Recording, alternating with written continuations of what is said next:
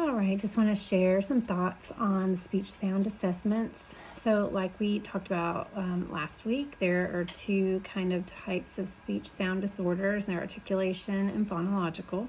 So, articulation would be the sound can't come out properly, and phonological would mean that they're like mixing up letters or taking off letter sounds, like the B or the D get mixed up. Those are our two main types. So, some of those will go away on their own. And I think I mentioned that last time that with one of my children, it did kind of go away on his own. But sometimes they'll need support from a speech language pathologist. So the process for that is usually starts with a referral. Our book mentioned just a lot of different actual assessments that they go through. So there's like a sound inventory, an inventory of errors, and then things just like testing for intelligibility, trying to just see, if we can understand what they're saying and if it's clear and if it makes sense, and just those kinds of tests. So there's a lot of tests that were mentioned, specific types of tests, and of course, like as a special education teacher, what I see that in the actual test documents that I get back with the referral packet, if I know that they need to go through speech. So I'll see the different types of tests listed, and so there's a lot of formal assessments and some informal assessments, and the teachers kind of support the informal assessments because we can just listen and we can hear, we can have conversations and kind of help identify what issues there might be.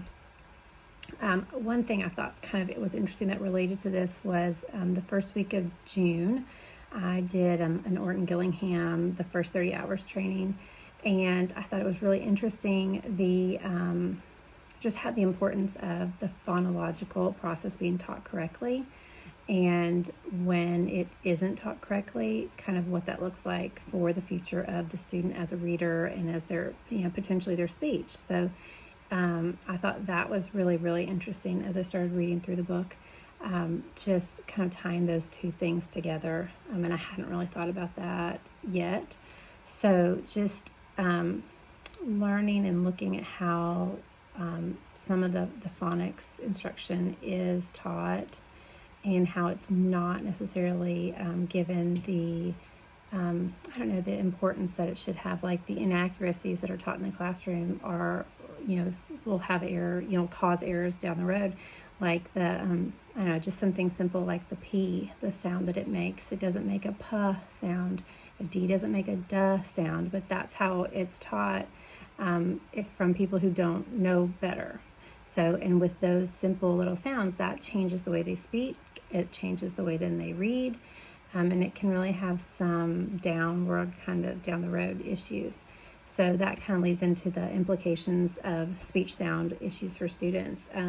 Like I said, if they learn things not the correct way, then that impacts their ability to speak, which impacts, how they read the material. If they're not strong readers, then their fluency is low, which leads to low comprehension.